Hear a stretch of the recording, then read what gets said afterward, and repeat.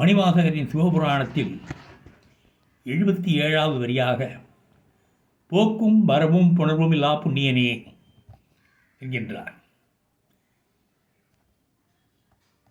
போக்கும் வரவும் புணர்வும் என்றால் அது மனிதர்கள்தான். நமக்குத்தான் பிறப்பும் உண்டு, இறப்பும் உண்டு. இடையே சில காலம் வாழ்வதும் உண்டு. சிவபெருமானுக்கு இவை எதுவுமே இல்லாத புண்ணியவான். அடுத்த வரியாக காக்கும் எம் காவலனே காண்பெரிய பேருளியே.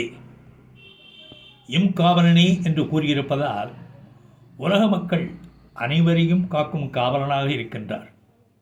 ஆனால் அந்த காவலனை மாணிக்கவாசகர் போன்று ஒரு சிலர் தான் காண முடியும்.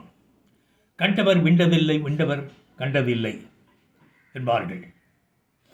அந்த பழமொழியையும் உடைத்து சிவபெருமானின் அடியை பற்றிவிட்டு நம்மை போன்ற மற்றவர்களும் பிறவி துன்பத்திலிருந்து விடுபட வேண்டும் என்பதற்காக திருவாசகத்தை நமக்கு தந்து நமக்கு அவர் குருவாகவும் ஆகியிருக்கின்றார்.